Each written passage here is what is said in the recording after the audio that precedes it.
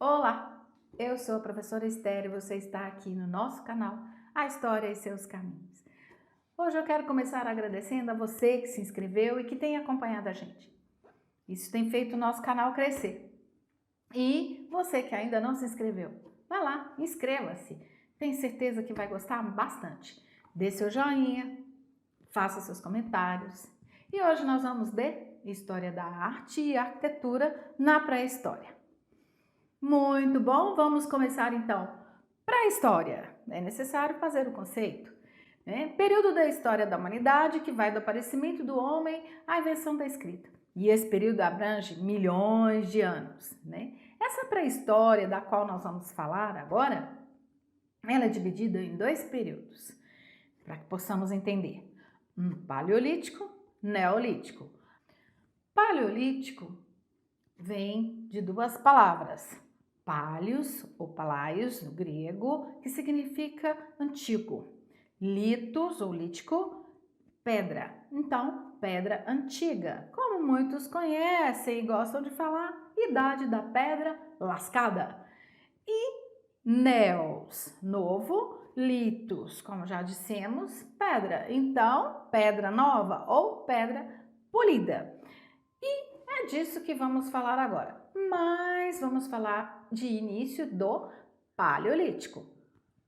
E aqui nós temos nessa imagem uma representação dessa explicação que acabamos de dar. Observamos que através das pedras e das formas como esse ser humano pré-histórico foi desenvolvendo, e foi utilizando e transformando esse material, que deu nome aos períodos, Temos aqui as pedras do Paleolítico inferior, do médio e do superior. Dá para observar aí que o próprio período paleolítico também é dividido em várias fases. E nós vamos falar principalmente do período paleolítico superior, que é quando temos então a espécie Homo sapiens sapiens, porque sabemos muito bem que para chegar ao Homo sapiens sapiens, a espécie Homo passou por várias transformações, E é desse Homo sapiens sapiens que vamos falar agora e da sua arte. Mas antes é necessário conhecermos algumas características desse período, como por exemplo, o período paleolítico é um período de condições muito rústicas para o ser humano, Muitas agruras, muitas dificuldades, a vida muito frágil, Outra característica dessa fase do Paleolítico é o nomadismo, E já sabemos que esse homem pré-histórico ele não parava, pelo menos dos períodos Paleolítico e Neolítico, grupos muito reduzidos, realmente poucas pessoas formavam um pequeno grupo, Utilização de pedras, ossos, galhos como instrumento. Então não havia aí ainda uma total produção de objetos, Então utilizava-se aquilo que tinha, tá? Mas já vamos ver como que esse ser humano foi fazendo com esse material. E a sobrevivência? Dependendo aí da caça, da pesca, da coleta de frutos e um domínio limitado do fogo. Por que um domínio limitado do fogo? O ser humano ainda não produzia o fogo, ele utilizava o fogo que se tinha na natureza, pelo menos no período paleolítico, Aqui podemos ver uma comunidade, um pequeno grupo, Abrigado aí próximo a uma caverna. Muita gente fala que esse homem pré-histórico vivia nas cavernas. Algumas pessoas falam o homem das cavernas. Engano, O homem pré-histórico nunca viveu nas cavernas. Utilizou as cavernas, para abrigo em alguma temporada, para alguma proteção, mas viver ali, não chegou a acontecer. Porém, boa parte do que a gente conhece da arte pré-histórica está abrigado nessas cavernas. Mais adiante nós vamos falar sobre isso. E quando não tinha uma caverna para se abrigar? O que é que esse ser humano fazia, Construía aí os seus abrigos com ossadas de animais de grande porte, como o caso dos mamutes. Utilizava aí também o couro desses animais para proteção, se precisasse se abrigar temporariamente, né? A espécie de Neandertal já fazia isso, e isso passou para o Homo sapiens sapiens, né? Que deu continuidade. Era arquitetura? Não, ainda não era uma arquitetura, tá? Que isso tem que ficar bem claro. Então, e à medida que esse homem pré-histórico foi desenvolvendo, né, passando de espécie a espécie e desenvolvendo suas habilidades, ele também foi transformando a maneira como ele utiliza aqueles elementos naturais que ele tinha como utensílios da natureza. Por exemplo, galhos que antes era utilizado apenas como defesa, agora ele vai criar instrumentos, e esses instrumentos vão ganhando também formas. Aí no Paleolítico Superior, aí a partir de 40 mil anos antes de Cristo, 40 mil a 35 mil anos antes de Cristo, esse homem começa a desenvolver habilidades de transformação desses elementos da natureza, dando a eles alguma forma, e nessas formas, muitas vezes, representações daquilo que ele vê naquela natureza. Como a gente pode observar aqui nessa imagem, né? Nós temos na primeira imagem alguns objetos que percebe que elas foram esculpidas. Esse primeiro objeto, que é um arremessador de arpão, que parece um cavalo saltando, né? Pegou-se uma galha de rena, né? De uma rena, esculpiu ali a parte onde ele ia segurar um cavalo. Ele deu forma àquilo, ele deu uma harmonia, uma beleza. Isso já é uma expressão de arte, né? Outra coisa que observa-se das habilidades envolvidas, podemos observar aí um colar de corais, né? Isso é uma expressão artística também que este homem do Paleolítico Superior já começa a desenvolver. E uma característica muito grande da habilidade desse homem do Paleolítico Superior são as esculturas das Vênus. Essas esculturas, pequenas esculturas, aliás, que não passam de 12 centímetros. Nesta imagem a gente pode ver aqui 3, né? Podemos ver aqui 3 delas.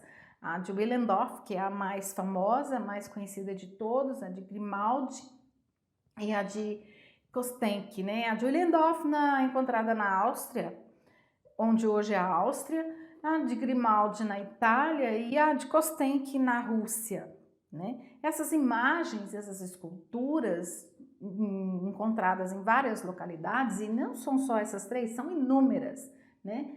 Elas representam as mulheres dessa fase de todas as formas, mulheres jovens, mulheres gestantes, mulheres mais velhas, de todas as formas. Acredita-se que isso esteja relacionado a cultos da fertilidade. E são obras muito representativas do aspecto artístico desse homem primitivo. Chegamos agora na arte rupestre. Arte na pedra. Rupestre significa pedra em latim. Esse tipo de arte é a maior representação que temos da arte pré-histórica. Sempre que se fala em arte pré-histórica, nosso imaginário se remete imediatamente à arte rupestre, porque é o que ficou bem forte. Embora esse homem primitivo tenha desenvolvido algumas outras coisas, como já dissemos, das esculturas, dos utensílios, né? Mas a arte rupestre é a que mais marca mesmo a ideia de arte na pré-história. São encontradas geralmente em cavernas ou em locais bem mais isolados. Acredita-se que foram desenvolvidas como forma de um ritual relativo à caça. Todas essas explicações são apenas teorias, não é possível comprovar nada. Mas o fato é que a teoria mais aceita é de que realmente isso está relacionado à caça, uma vez que as imagens representam bastante animais saudáveis, em manada, em movimento, e muitas vezes encontra-se aí o homem próximo, né, a representação do ser humano próximo a a esses animais, atacando esses animais, né? Ou em grupos, ou em algumas manifestações. Representava-se aí o que se vivia. Esse homem primitivo, ele pintava o que ele via, como ele via, né? Por isso essa fase é chamada de fase do naturalismo. E para completar, podemos ver nessa obra aqui, né, uma espécie de brincadeira desse homem primitivo, várias mãos, feitas de várias técnicas. Então acredita-se que esse homem primitivo também pensava nas técnicas para reproduzir aí a sua obra. E é importante até dizer que a arte rupestre ela se fazia de duas formas, tá? Na pintura e na gravura. Esse homem primitivo pintava então nas paredes aí das cavernas, das pedras, né? E também gravava, né? Muitas vezes ele marcava ali com a pedra mesmo, a sílex, né? Marcava o ponto, traçava o desenho e depois ele recheava com a pintura. Aproveitava-se também às vezes algum volume, olha a lembrança aí da forma, né? A preocupação com a forma, algum volume que essa pedra poderia ter em locais bem dificultados, em locais bem difíceis às vezes de se fazer, exatamente por conta dessa dificuldade que acredita que isso está relacionado a algum ritual de caça, né? Alguma relação da caça com a espiritualidade. E os materiais? Os materiais sempre o que se tirava mesmo da natureza, né? Algum tipo de argila, algum tipo de areia, terra, algum mineral, carvão, né? Que misturava-se a gordura de animais ou sangue de animais e tinha-se todo aquele cuidado e capricho. Inclusive, há até vestígios de instrumentos muito bem elaborados, como pincéis, às vezes criava-se o pincel com pelo de animal, ou esse homem também utilizava a própria mão, né? Mas os pincéis, os locais onde se amassava ali o material para fazer a composição da tinta, né? Então já existia não só a habilidade, mas também elementos da técnica. Bom, vamos então agora passar para o período do Neolítico. No Neolítico vamos encontrar mudanças consideráveis. Se antes eram nômades, agora são semi-sedentarizados ou sedentarizados. É um processo de sedentarização. Não é total, mas já acontece com algumas comunidades. Os grupos são maiores, uma vez que já começam a se organizar e a disputar até territórios com outros. Ocorre também a domesticação de animais, o domínio do fogo, aquilo que não se fazia no Paleolítico Superior ainda, que era ter total domínio, agora sim já posso fazer o fogo, né? Cultivo de sementes, esse já desenvolvido até pelas mulheres, tecelagem e cerâmica. Nessa obra, que foi encontrada aí em Tassili, no Saara, já podemos ver alguma característica aí do Paleolítico. Os animais já não estão com tanto movimento, parece que já há uma certa passividade entre homem e animais, né? Podemos observar que algumas pessoas parecem trabalhar a terra, né? E isso já é uma das características do Neolítico. Nessa outra imagem, já podemos encontrar aqui alguma representação desse homem vivendo já numa comunidade maior, ali já dominando o fogo para a criação de utensílios, né? Mas duas coisas muito importantes que vão representar a arte no Neolítico é a tecelagem e principalmente a cerâmica. Se antes no Paleolítico criavam-se objetos de barro para guardar alguma coisa ou coletar alguma semente, agora esses objetos já ganham ornamentações, já ganham desenhos, já ganham ali algo que vai atrair o seu olhar não só para a utilidade, mas também para uma espécie de beleza desse objeto, um embelezamento do utensílio. Ele tem a forma e agora também com mais ênfase nessa beleza. O que se começou lá no Paleolítico com os utensílios que se esculpia, agora no Neolítico mais aprimorado.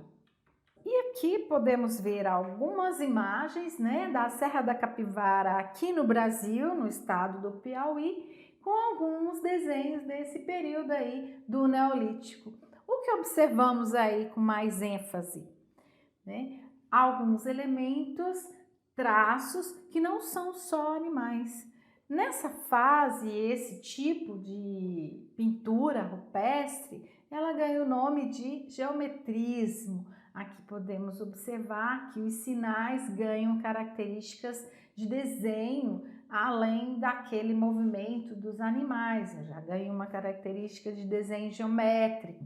Vamos falar então agora da arquitetura na pré-história.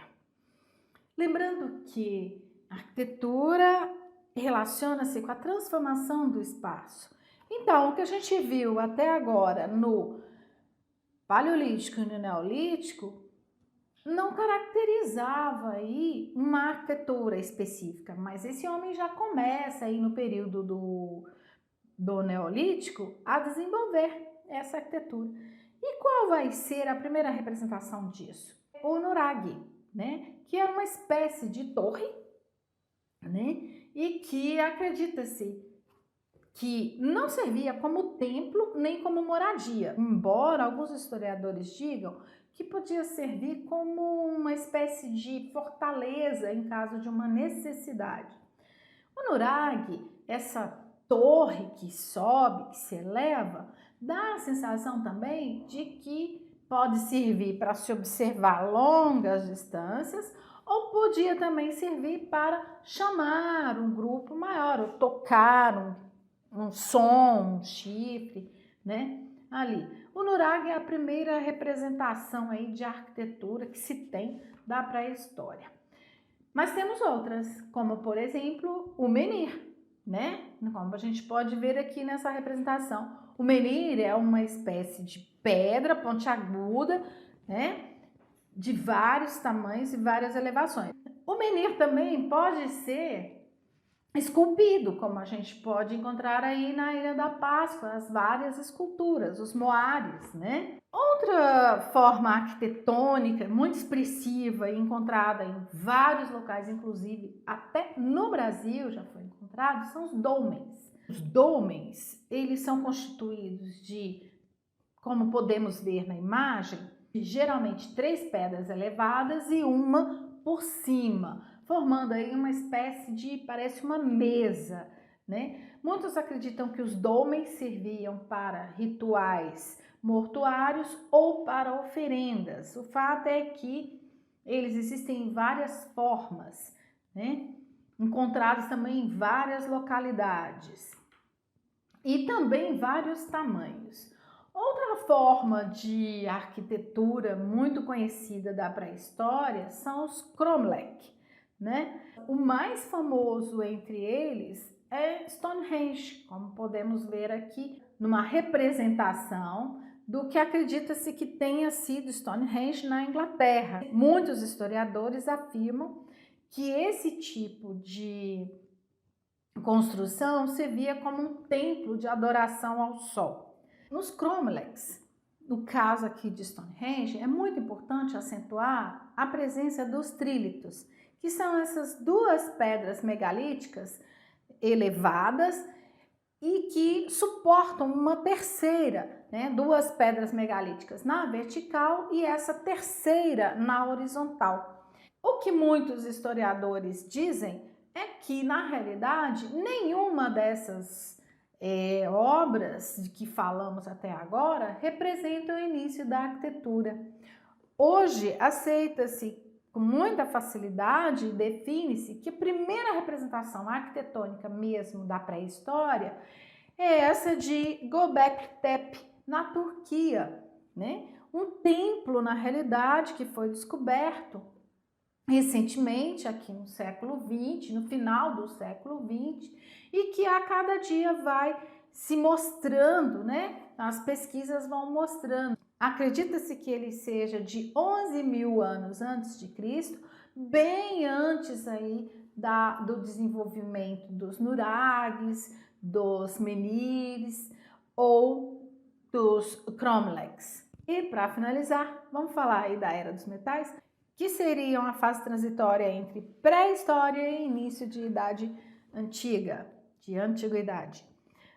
Essa fase é muito interessante, né? Divide-se em três. A primeira é a do cobre, a segunda do bronze e a do ferro. Mas interessa para nós aqui o que se fala sobre a arte, né? Nesse primeiro momento surge aí duas técnicas muito interessantes. Primeiro é a técnica do barro, em que se fazia uma forma de barro com que se queria deixar ali na forma de escultura, né? E dentro desse barro, dessa forma, despejava-se o metal. Depois de resfriado, né, retirava e tinha-se ali o objeto. Também outra técnica é o caso chamado de a cera perdida. Utilizava-se quase que no mesmo formato que fazia o molde de barro, né, fazia-se o molde de cera. Revestia-se também de barro e depois despejava o metal ali. O metal ia fazer com que a cera derretesse, né? Essa cera geralmente de abelha. E ali, depois de resfriado, tirava e tinha-se a escultura. E vamos encerrar aqui nossa breve aula de História da Arte. Gostou? Logo, logo teremos mais aulas de História da Arte e da Arquitetura. Não se esqueça, inscreva-se, dê seu like, faça seu comentário, deixe suas dúvidas. Fique aqui com a gente, ok? Estou aguardando. Até mais, tchau!